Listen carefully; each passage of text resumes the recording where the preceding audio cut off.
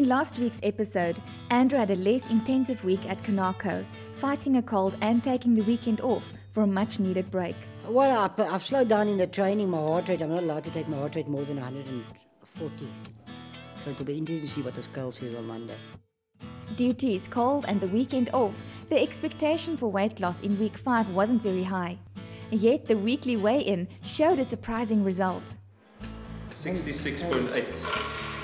I don't want to be that light. No, man, that's good. No, that's like perfect. 2.2 kilos or 2.3 for the week. We were 69.1.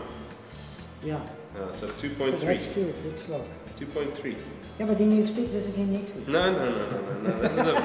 This is a hectic week. This is nearly as much as the first week. 66.8. Brilliant.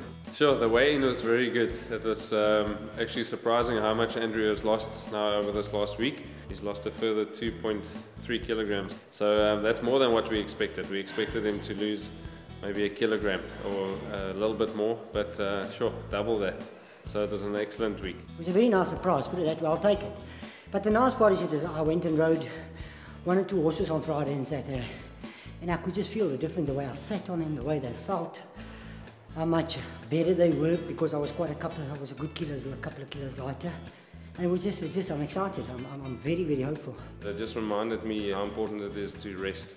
It also shows that all the hard work that we've done in the weeks before still had an effect. Snacks are an important part of Andrew's diet as it keeps the engine going. Rob shares some ideas for healthy snacks in today's nutrition tip. So today we're going to talk about a few snacks. As you can see here, we've got a pear, we've got an apple, we've got a jungle energy bar, we've got some almonds, we've got some pumpkin seeds. What we can do is, for example, for one snack today, we could give half an energy bar, which weighs out to be 26 grams, and 1 apple. Now, a variety of snacks here is also very important, as you know, if we gave cashew nuts and biltong every day, one would get bored of it. So as you see here, we've got a whole variety. Now, your yogurt is very good for your breakfast as well, but Andrew also gets it during the day, some of the days, as a snack, mixed with some strawberries or papaya or some dried fruit even.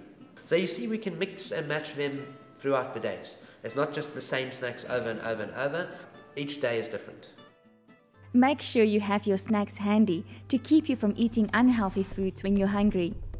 Being consistent is another important aspect in weight loss, as Jan explains in our fitness tip. My fitness tip for the week is be consistent. Keep doing what you know you should be doing and don't alter from that. The important thing is to make exercise part of your lifestyle, part of your routine.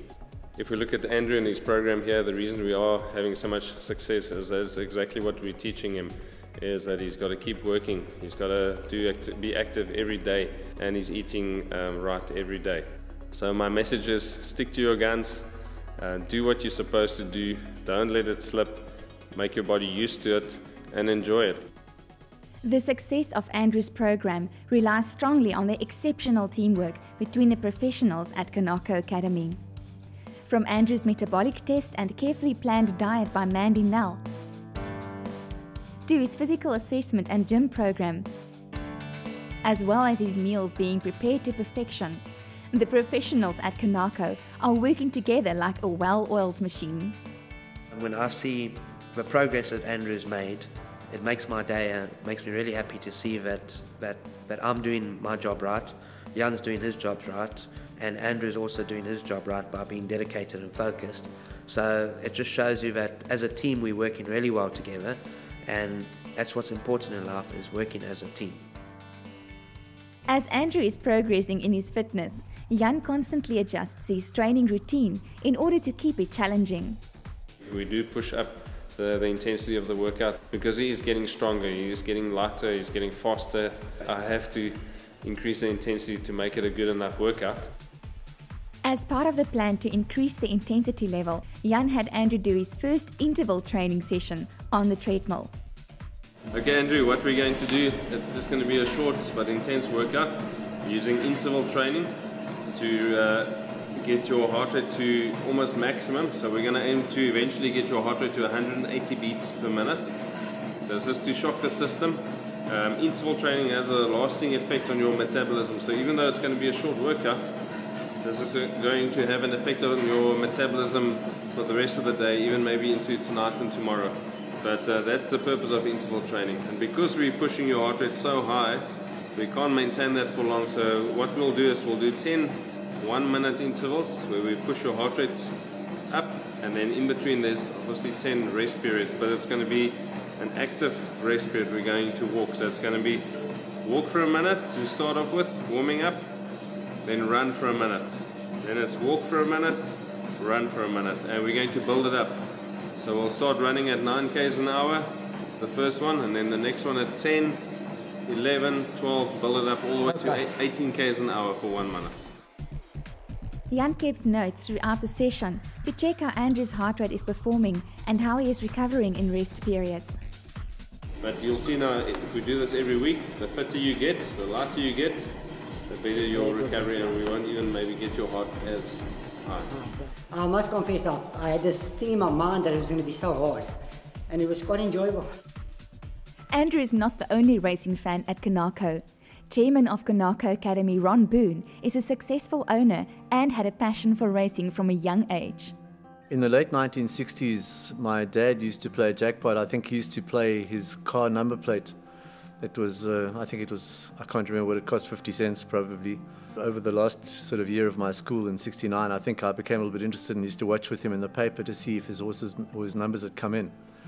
And then the one day he had said to me, would I like to try and pick a jackpot? And I'd been reading the paper and picked one, and I missed by one. I had 3 firsts and a short head second, and I couldn't believe it. I had been at school with James Goodman and with Alistair Gordon, and they both became trainers later. It started really in 1970, and it's something that stuck with me all these years.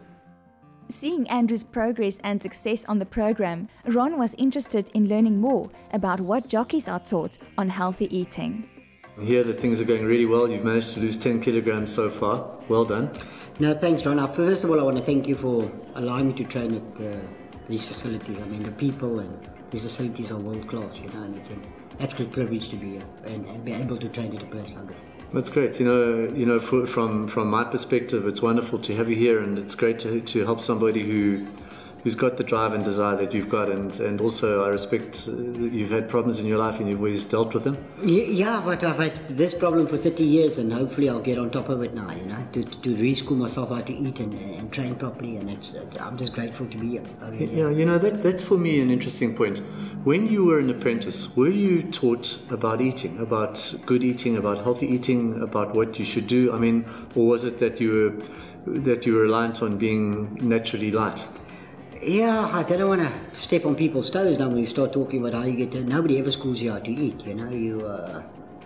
I suppose that there's a couple of us that battle, with our weight.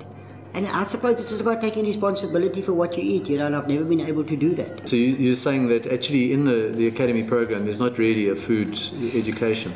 No, not when I was there, put it that way. And there today? Wasn't any way of managing your money or your... I don't think too many life skills as such. I'm not sure today, but you're talking 25 years, 30 years back. It's been surprising to me to see people like yourself that wrap yourself in a plastic bag and sit in a sweat box and because of it get lines on your face. I mean, you would think that these are things that need to be dealt with. Ron, I suppose it's about taking responsibility for your life, I've never done that part where my eating is concerned. And I just think, because I've stayed here such a long time, or going to stay such a long time, that I've got a real opportunity to take responsibility for it. Life is about taking responsibility for your own life. Yeah, of course.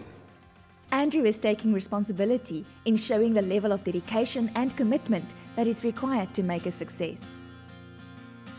It's something you need to get consistent of, and you got to get exercise. I mean, I've put quite a bit of exercise into my body. I think what you do today, you only see the results in a week or two's time. It doesn't just happen overnight. Nothing happens overnight. Nothing in life worth having is easy. Otherwise we'll all take it. We'll all have it. So everything in life worth having is just hard work. In next week's program, Jan will take Andrew's measurements to see how his body composition has improved in his road to success. If you have missed previous episodes, search for Andrew Fortune's Road to Success on YouTube.